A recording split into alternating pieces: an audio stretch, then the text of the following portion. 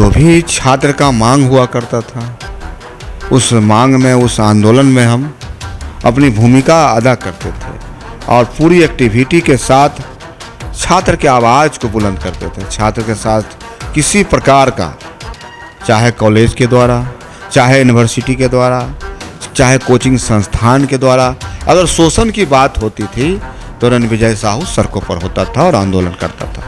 नमस्कार, आप देख रहे हैं NBC 24 और मैं हूं आप सभी के साथ ब्रह्मचारी आशीष। आज चौखट के इस खास एपिसोड में हमारे साथ हैं रणविजय साहू, जो कि राष्ट्रीय जनता दल के प्रधान महासचिव हैं, उसी के साथ साथ मोरवा के विधायक हैं। तो आज हमारे साथ है रणविजय साहू।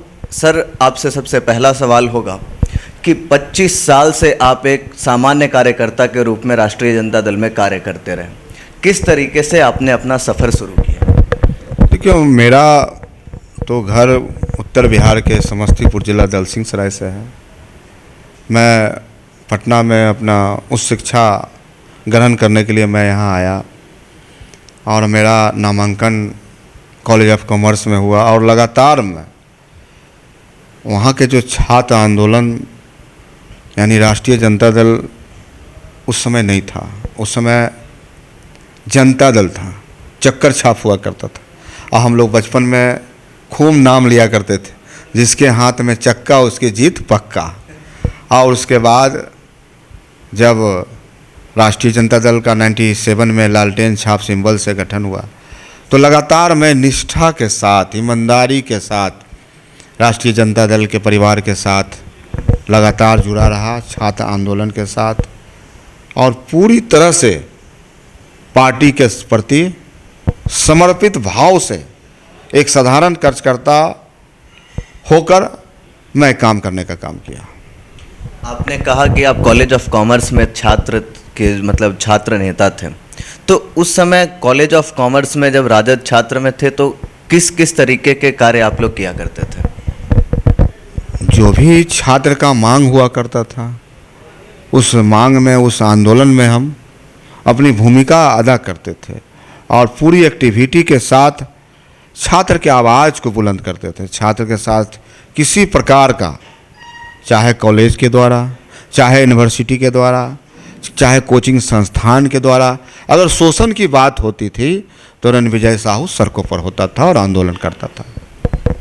पटना में जब आप पढ़ाई करते थे तो उस वक्त आपके रूममेट्स, जैसा मुझे पता लगा, आपके रूममेट्स कोई IITN बना, कोई अच्छे सब पदवी पे गए, आखिरकार आप जो है उधर क्यों नहीं जा सके? रुझान आपका क्यों नहीं रहा? ये सच बात है कि हमारे रूममेट IIT कानपुर के प्रोडक्ट हुए, हमारे मित्र एक डॉक्टर भी बने साथ में रहने वाले, हमारे एक मित्र इनकम टैक्स कमिश्नर भी हुए।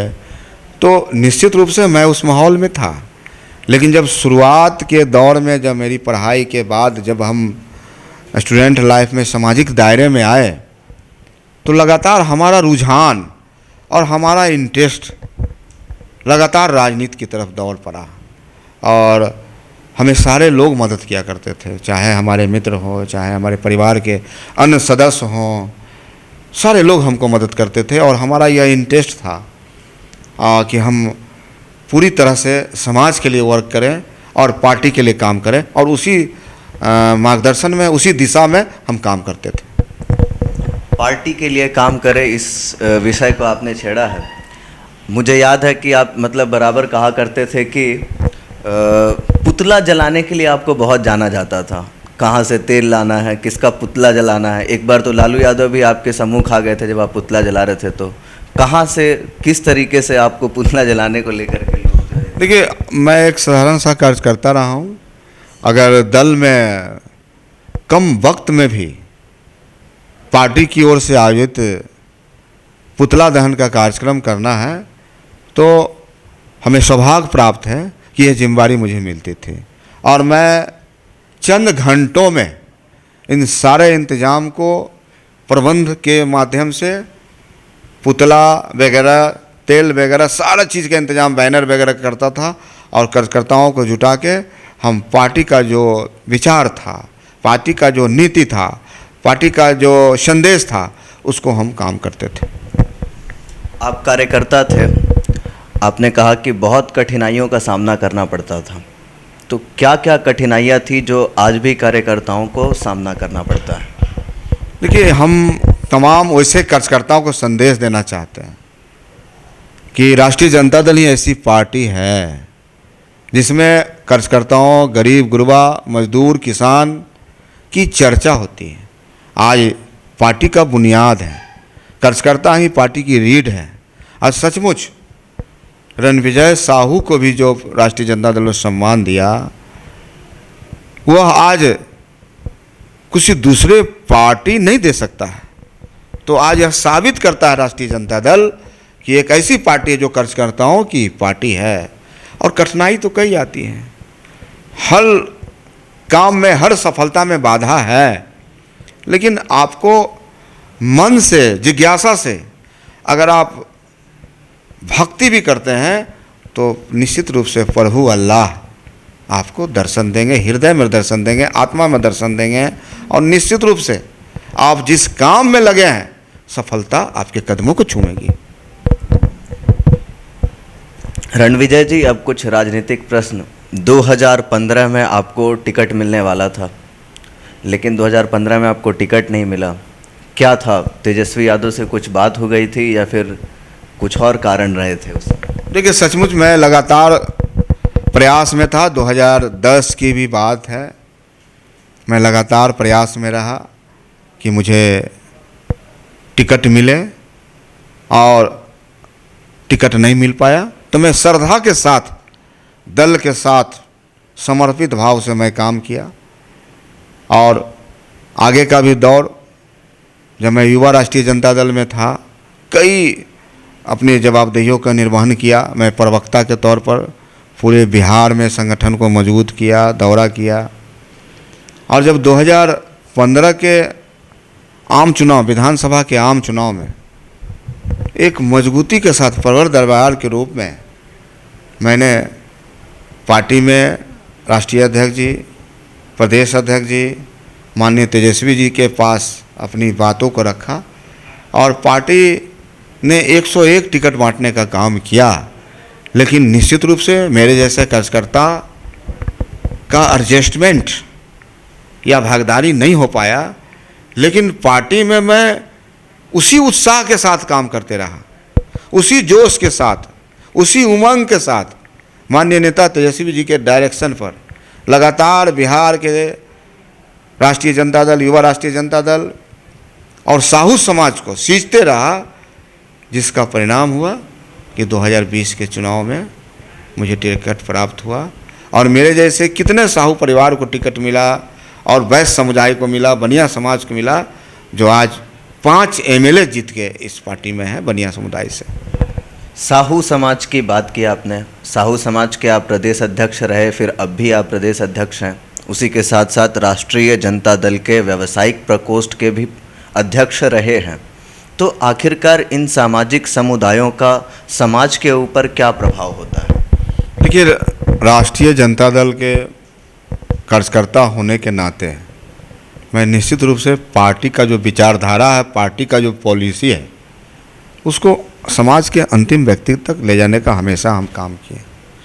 और जहाँ तक आपने साहू समाज की बात की, तो एक सामाजिक संगठन है, और सामाजिक संगठन में दायित्व है हमारा कि समाज को हम शैक्षणिक रूप से, सामाजिक रूप से, आर्थिक रूप से और राजनीतिक रूप से कैसे हम लैस करें, इनको लेकर मैं लगातार काम किया। आज हमें गर्व है कि बिहार में साहू संगठन ऐसा संगठन है जो आज 121 बच्चों को, बिहार भर के बच्चों को हम लोग हॉस्टल में रखने का काम किए हैं। और वैसे बच्चे हैं, किसान, मजदूर और गरीब के बच्चे हैं जो हायर एजुकेशन पटना में रह के बिहारी सावलेन साहू भवन में रहते हैं। और मैंने उस कड़ी को आगे बढ़ाते हुए अभी बालिका छात्रावास का मैं निर्माण कराया, जो 8 मंजिला है, और इसका उद्घाटन माननीय मुख्यमंत्री जी और माननीय उप मुख्यमंत्री जी से छठ के बाद यानी नवंबर के बाद हम उद्घाटन कराने जा रहे हैं। और बिहार के 100 बेटियां साहू समाज की गरीब वंचित घर से जब पढ़ेगी तो हमारा सचमुच सपना सफल होगा और मेरा विजन सफल होगा कि हमारा समाज आगे बढ़ रहा है और ऑफिसर बन के किसी ब्लॉक में जाएगी, डॉक्टर बन के किसी अस्पताल में जाएंगी, तो हमारा सपना सार्थक होगा। लगेगा कि हम लोगों ने सामाजिक काम किया, आज वह काम सफल हुआ। रणविजय जी, जब आप सामाजिक कार्य करते हैं तो ठीक है, लेकिन 9 फरवरी 2020 को आप साहू समाज के कार्यकर्ताओं के साथ पहुंच गए तेजस्वी यादव से मिलने। तो संदेह तब होता है जब आप लोग पार्टी टिकट की मांग की आप लोगों ने साहू समाज के लिए। तो साहू समाज के लिए जो पार्टी टिकट मांगा गया वो अनिवार्य था उस समय? निश्चित रूप से सामाजिक संगठन साहू समाज के जो हम प्रेसिडेंट हैं और निर्वाचित इलेक्टेड, तो हमारा दायित्व बनता है कि हमारे समाज को ज़्यादा से ज़्यादा राजनीति के क्षेत्र में भी हम उनको आगे बढ़ावे। और इसीलिए मैं माननीय तेजस्वी जी के पास साहू संवाद किया था। हमने प्रयास किया उनको बताने का, यह समझाने का कि हमारी जाति की आबादी पूरे स्टेट में 7% और राष्ट्रीय जनता दल से एक भी विधायक नहीं है, एक भी एमएलसी नहीं है। तो हमें यह जानकर और बताकर बड़ी खुशी हुई कि हमारे नेता माननीय तेजस्वी जी ने इस बात को गंभीरता से लिया और उन्हें तुरंत बाद हमें एक मंच दिया जिसका नाम राष्ट्रीय जनता दल व्यवसायी प्रकोष्ठ प्रदेश अध्यक्ष के रूप में मेरी नियुक्ति हुई, और जिसके लेके पहले बिहार में मैंने दौरा करने का काम किया और जहाँ भी हमारे समाज पर हमला होता था हम उसको गले लगाते थे और सड़क से सदन तक हम आवाज़ को बुलंद करते थे, चाहे बिहार विधानसभा में मेरी बात गूंजे या पुलिस प्रशासन के बात मेरी बात गूंजे, हम लगातार लड़ते रहते थे। और जिसके कारण है कि साहू समाज से माननीय तेजस्वी प्रसाद यादव जी ने विश्वास करके 4 टिकट देने का काम किया। ठीक है, हम 2 जीत के आए हैं, आगे भी हम लड़ेंगे, आगे भी हमें भागीदारी मिलेगी। तो हमें विश्वास बढ़ा है लगातार राष्ट्रीय जनता दल के प्रति, हमारे समाज का रुझान तेज़ी से बढ़ा है। तो हम समझते हैं कि आने वाला जो वक्त होगा साहू समाज का निश्चित रूप से काफ़ी अच्छा होगा और साहू समाज के लोग तेज़ी से आकर्षित होके, आप बताइए, राष्ट्रीय जनता दल ने मुझे बिहार का प्रधान महासचिव बनाने का काम किया। ये हमें सम्मान नहीं है, पूरे बिहार के साहू समाज को उन्होंने सम्मान देने का काम किया है। तो ये गर्व का विषय है और हम लोग लगातार अपने समाज को इस दल के विचारधारा से जोड़ रहे हैं। रणविजय जी, साहू समाज के उत्थान की बात की आपने, व्यवसायिकों को आवाज़ दिलाने की बात की। 2 साल पहले तक भी आप आवाज़ उठाते रहे, लेकिन अब भी जो है कहीं ना कहीं बिहार में हत्याएं हो रही हैं। हाल ही में 2 घटनाएं सामने आई, कंकड़बाग से ही थी एक। तो अब जो है आवाज़ जो है वो कहाँ तक पहुँच रही है? नहीं, निश्चित रूप से अभी हाल में ही हमारे बिहटा में एक ज़मीन कारोबारी सुनील साव की हत्या कर दी गई। मैं गया और स्थानीय विधायक माननीय भाई वीरेंद्र जी भी उनका क्षेत्र है, और मैं कल होके ही सदन खुला हुआ था, मानसून सत्र था, मैंने सदन में पुरजोर ढंग से उनकी बात उठाई। तो मैं सरकार में रहूं या विपक्ष में रहूं, मैं समाज के लिए हमेशा बुलंद आवाज़ करते आया हूं और आगे भी करता रहूंगा। 30 दिसंबर को पिछले साल आप एक कृषि कार्यक्रम में शामिल होने जा रहे थे। उस दौरान आपकी सड़क दुर्घटना में जो है कहीं ना कहीं आप उसके ग्रसित हो गए थे। तो सरकार सड़क दुर्घटनाओं से कैसे उबर पाएगी और कब तक? तो ये तो दुर्घटना ही है, न किसी को टेलीफोन करके आती है, न किसी को चिट्ठी लिख के आती है, और यह दुर्घटना किसी के साथ किसी वक्त हो सकती है। ज़रूरत है सावधान रहने की, ज़रूरत है होशियार रहने की ज़रूरत है। आम लोगों को, तमाम लोगों को जो सड़क पर चल रहे हैं, जो गाड़ी से चल रहे हैं, तो हमें लगता है कि एक्सीडेंट जो है या अचानक कभी भी किसी के साथ हो सकता है। इसका एक ही उपाय है, सावधान रहना चाहिए और हमेशा ट्रैफिक नियम का पालन करना चाहिए, यही सबसे बड़ा मंत्र है। आजकल तो ट्रैफिक नियम बहुत कड़े कर दिए गए हैं, जो 2 हेलमेट नहीं पहन रहा उसके भी चालान कट जा रहे हैं कैमरों से। ऐसा भी सुनने में आया कि अगर आप एक बार चालान कट गया, दूसरी बार फिर कट जा रहा है। तो ये नियम कहाँ तक पहुँचे? ये देखिए, सरकार का एक पहल है, जिस प्रकार से लोगों को जागरूक किया गया। मोटर व्हीकल अधिनियम जो एक्ट है उसके तहत सरकार के द्वारा साप्ताहिक कार्यक्रम चलाया जाता है लोगों को जागरूक करने के लिए। आप चले जाइए, महानगर कलकत्ता में चले जाइए, आप दिल्ली में चले जाइए, लखनऊ में चले जाइए, देखिए लोग अगर मोटरसाइकिल पर बैठते हैं तो हेमलेट लगाते हैं। ये हेमलेट अगर किसके सुरक्षा के लिए? आपके सुरक्षा के लिए। सरकार आपकी चिंता कर रही है, तो निश्चित तौर पे सरकार को आपका भी जवाबदेही कर्तव्य बनता है इस देश और राज्य के नागरिक होने के नाते कि आप उन्हें मदद करें। तो कानून सबके लिए बराबर है। और हेमलेट लगाने की बात हो रही है, सीट बेल्ट लगाने की बात हो रही है, तो निश्चित रूप से सरकार कहीं ना कहीं गंभीर है। और गंभीर है और यह नियम लागू कर रही है, चालान कट रही है, तो आपको सावधान कर रही है, चेतावनी दे रही है। आप नियम का पालन करें, निश्चित रूप से आपको चालान नहीं कटेगा। नहीं, चालान तो ठीक है, लेकिन एक बार में अगर आप 2-3 बार कैमरे के पास आ जाते हैं तो 2-3 बार चालान कट जा रहा है, तो ये नियम तो कहीं ना कहीं लोगों के जेब खाली कर रहे हैं। अब देखिए, ये तो अब जांच का विषय है। अगर इस तरह की जांच आएगी तो सरकार किसी को बख्शेगी नहीं, निश्चित रूप से कार्रवाई करेगी। 2 साल पहले जब आप चुनाव जीते तो 1 बजे रात तक आपको सर्टिफिकेट नहीं दिया गया था।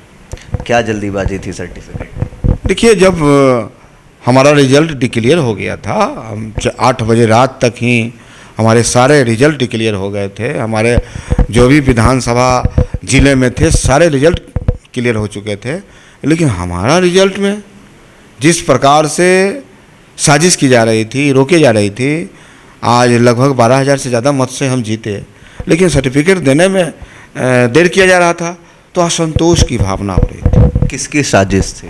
अब निश्चित रूप से हम जिस प्रकार से हम कह सकते हैं कि जो निर्वाचन आयोग थे जिला में, उनके द्वारा ही हो रहा था, तो असंतोष की भावना जगी थी और लोगों में गुस्सा हो रहा था। लोग अपने आप को पेशेंस खो रहे थे, लेकिन हमें अंततः सर्टिफिकेट मिला और जीत तो हमेशा सत्य की होती है। 8 महीने पहले 5 नवंबर को नीतीश जी ने एमएलए को विधायक आवास जो है सभी को सौंपा था। तो आखिरकार ये जो विधायक आवास है, ये मोरवा विधानसभा क्षेत्र के लोगों के लिए कितना काम आ रहा है?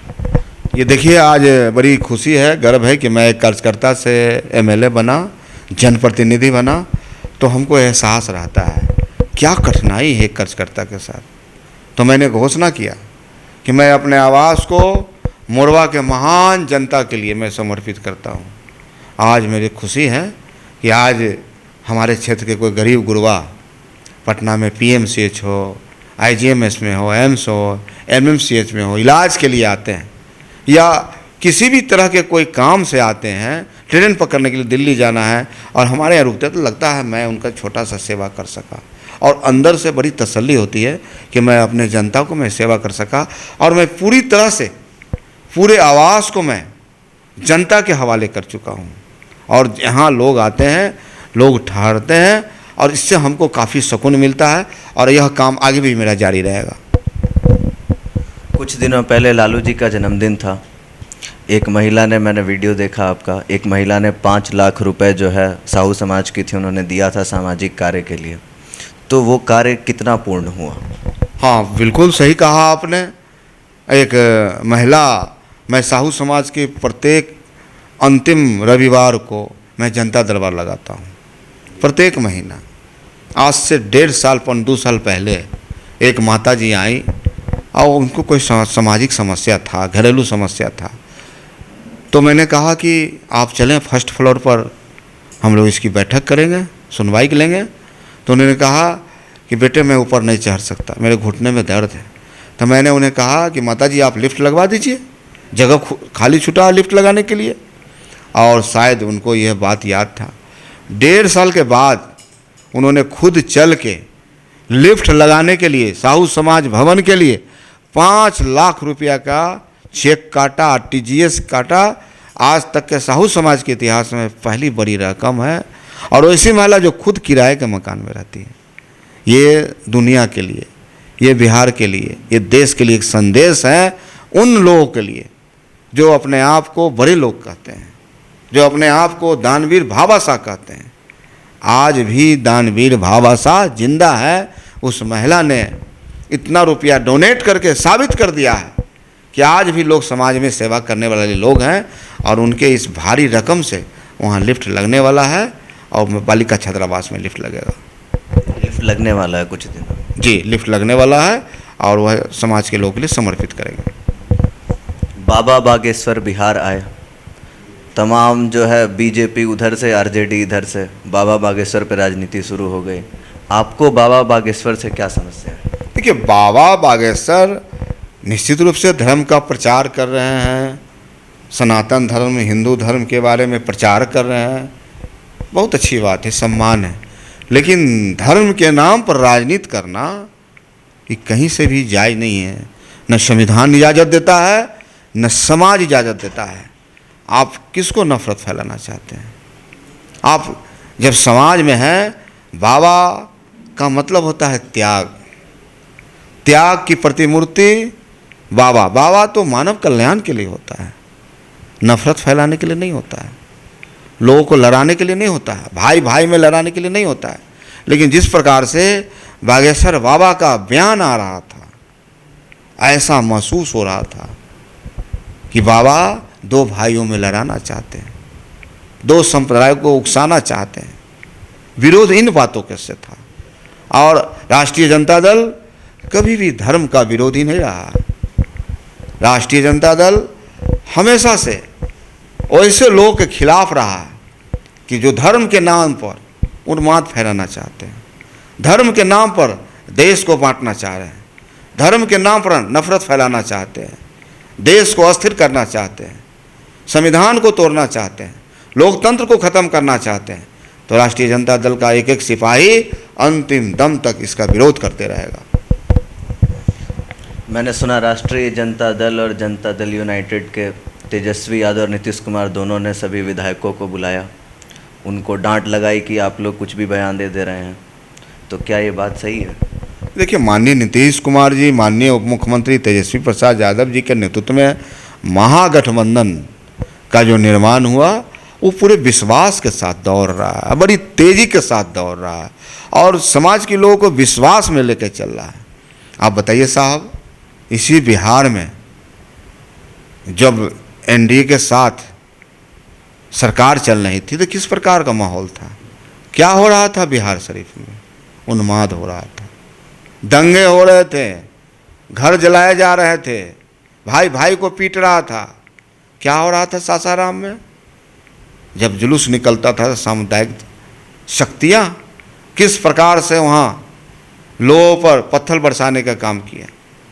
तो आज जिस प्रकार के माहौल से माननीय उप मुख्यमंत्री तेजस्वी प्रसाद यादव जी ने इस राज्य में एक सकारात्मक माहौल लाने का काम किया, अब तो मुद्दों की बात हो रही है, नौजवानों को रोजगार देने की बात हो रही है, सुनवाई की बात हो रही है, कार्रवाई की बात हो रही है।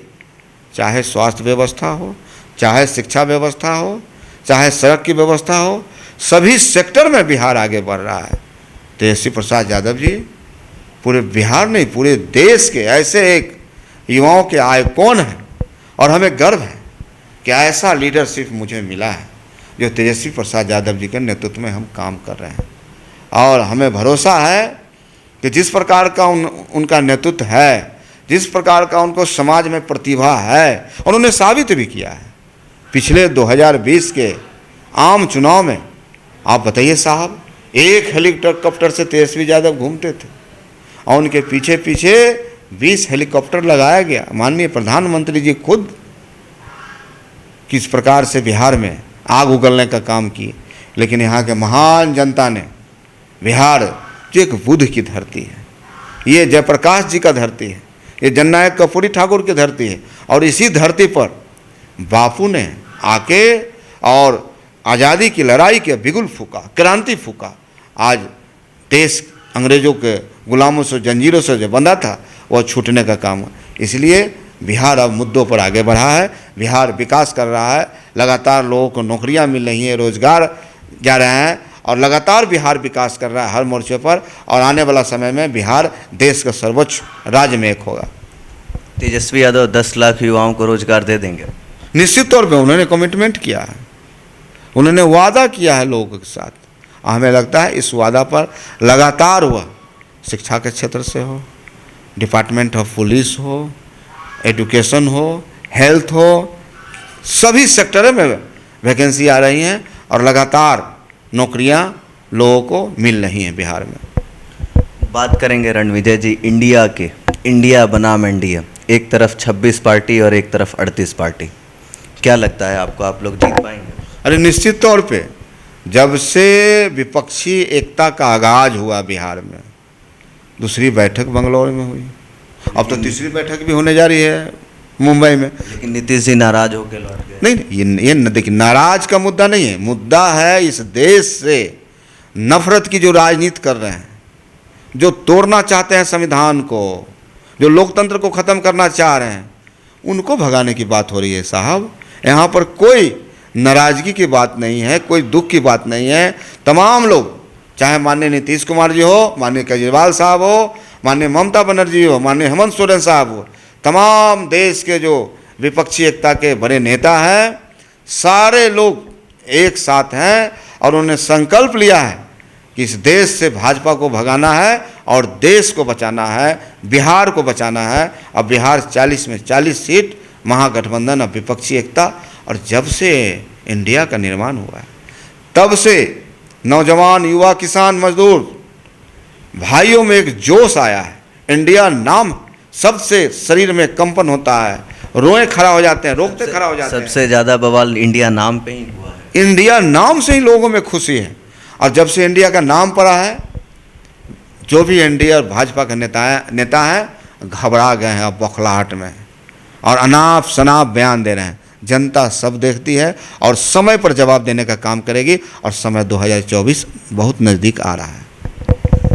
भाजपा आजकल हस्ताक्षर अभियान चला रही है, 9 अगस्त तक आगामी हस्ताक्षर अभियान चलेंगे। क्या लगता है भाजपा जो है वो राज्यपाल को जो है वो विज्ञापन भी सौंपेगी, बिहार में राष्ट्रपति शासन के लागू की मांग कर रही है, क्यों ऐसा? देखिए, भाजपा का पूरा परिभाषा ही है भारत जलाओ पार्टी। तो भाजपा तो उन्माद में, दंगा में और नाटक में सबसे ज़्यादा विश्वास करती है। अब आखिर यह जनता के बीच किन मुद्दों पर जाएगी? आपने कहा था अच्छे दिन लाएंगे, आपने कहा था पलायन रोकेंगे, आपने कहा था कि हम महंगाई कम करेंगे, आपने कहा था बिहार के स्पेशल आज का कैटेगरी देंगे, आपने कहा था बिहार को स्पेशल पैकेज देंगे, आपने कहा था कि हम बिहार में कल कारखाने खोलेंगे। आखिर बिहार पूछता है, देश पूछता है उनसे, बिहार का नौजवान छात्र पूछता है। इन्होंने कहा था किसानों को हम दोगुने आय कर देंगे, इन्होंने कहा था कि हमारे जो एमपी हैं, सांसद हैं, वो 2-2 गांव को गोद लेंगे। अरे अब जवाब दीजिए ना। इसलिए बिहार एक ऐसा बुद्धिजीवियों का गढ़ रहा है, ऐसा समाजवादियों का गढ़ रहा है। यहाँ के मतदाता काफ़ी सुलझे हुए हैं और हमें लगता है कि भाजपा ने जिस प्रकार से बिहार और देश को ठगने का काम किया है, इस बार भाजपा पूरे देश और बिहार से उनका नेस्त नाबूद हो जाएगा। जिस प्रकार से लोगों ने लोगों को ठगने का काम किया है, लोग वोट के माध्यम से भाजपा, एनडीए और भाजपा के लोगों को खदेड़ने का काम करेंगे और बिहार में 40 के 40 सीट महागठबंधन सीट को आएगा। बात करेंगे रणविजय जी मंत्रिमंडल विस्तार की, चर्चा हो रही है मंत्रिमंडल विस्तार की। उधर चिराग पासवान कह रहे हैं पार्टी टूट जाएगी मंत्रिमंडल विस्तार के बाद। विजय सिन्हा का बयान आ रहा है कि खलबली मच जाएगी पार्टी में। अब तो सम्राट चौधरी भी बोल रहे हैं। तो आखिरकार क्या होने वाला है मंत्रिमंडल विस्तार? और देखिए, चिराग पासवान तो उनको अपने घर में देखना चाहिए। उनकी पार्टी, माननीय रामविलास पासवान जी की पार्टी, और जिस प्रकार से चाचे भतीजा में नहीं बन रहा है, क्या समाज को जोड़ पाएंगे? उनको तो पहले अपने घर को संभालना चाहिए, उनके घर को देखना चाहिए। अभी तो चाचा जी कह रहे हैं हाजीपुर से हम लड़ेंगे, चिराग जी कह रहे हैं कि हमने पहले तो ये फैसला कर लेना। और जिस प्रकार से सम्राट चौधरी साहब लगातार जो बयान दे रहे हैं, उनको याद होगा यही राष्ट्रीय जनता दल है माननीय अध्यक्ष जी, जो आपको बिहार में सबसे कम उम्र का मंत्री बनाने का अगर गौरव प्राप्त हुआ तो तो सम्राट चौधरी जी को, जो बिहार सरकार में सबसे कम उम्र में मंत्री बने थे। तो इसीलिए और तो माननीय लालू प्रसाद यादव जी के ही स्कूल से आप पढ़ के निकले हैं। इसलिए जिस प्रकार के आप भाषा का इस्तेमाल कर रहे हैं, जिस प्रकार से आप बयान दे रहे हैं, बिहार के जनता को अच्छा नहीं लगता हो। आप ही लोगों के स्कूल से पढ़ाई की है तो आप लोगों को तो जवाब दे ही देंगे। निश्चित तौर पे माननीय लालू प्रसाद यादव जी के ही स्कूल से वो निकले हैं पढ़ के, इसीलिए तो जवाब दे रहे हैं। और जिस प्रकार से बयान दे रहे हैं, जिस प्रकार से बातें कर रहे हैं, तो बिहार की जनता सब देखती है और समय पर जवाब देगी। जनता ने मूड बनाया है, आखिर किन सवालों पर उनको लोग जनता वोट करेगी।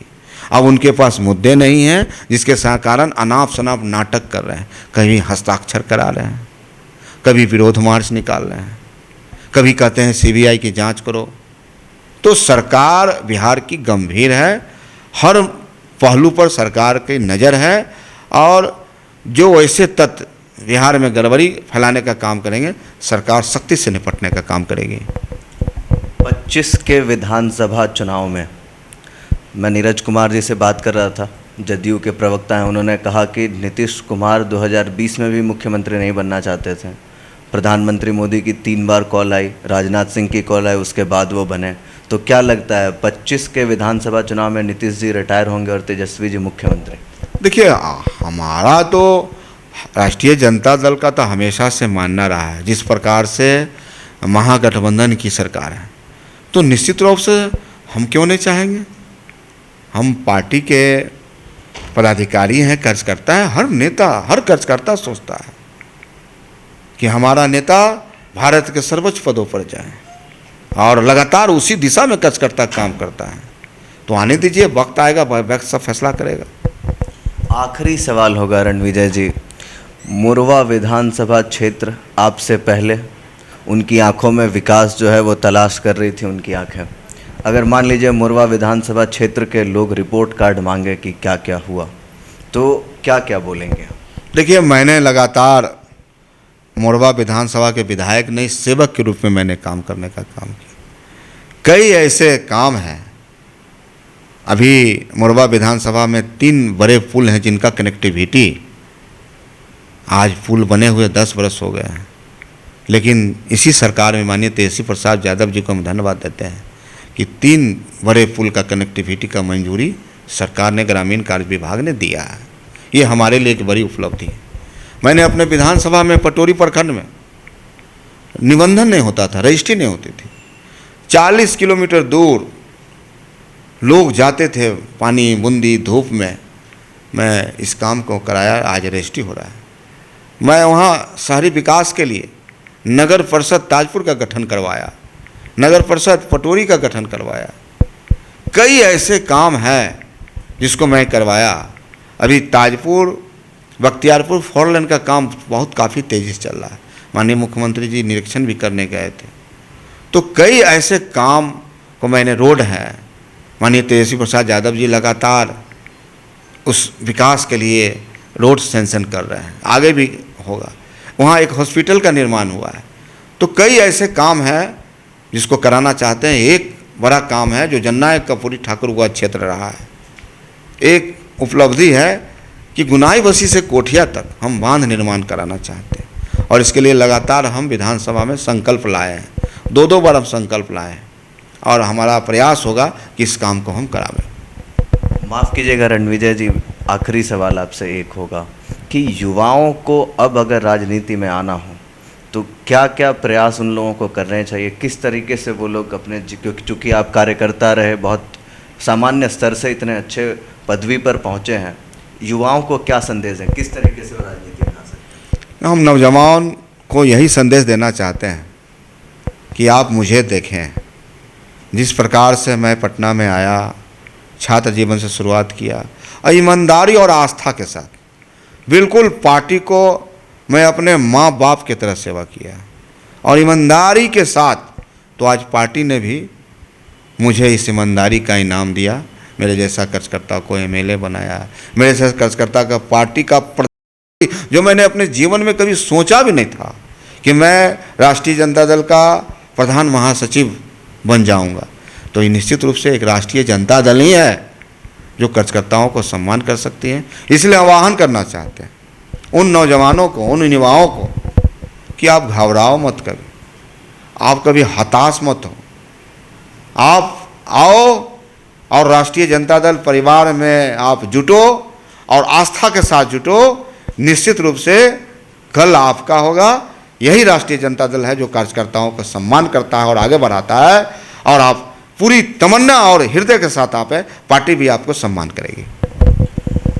तो बहुत बहुत धन्यवाद आपका चौखट में हमारे साथ जुड़ने के लिए। हमारे साथ थे रणविजय साहू, और तमाम परिदृश्य चाहे छात्र जीवन के हों, चाहे वर्तमान राजनीतिक परिप्रेक्ष्य को देखा जाए, सबके ऊपर रणविजय साहू ने अपने जवाब दिए हैं। आप सुन रहे थे रणविजय साहू को।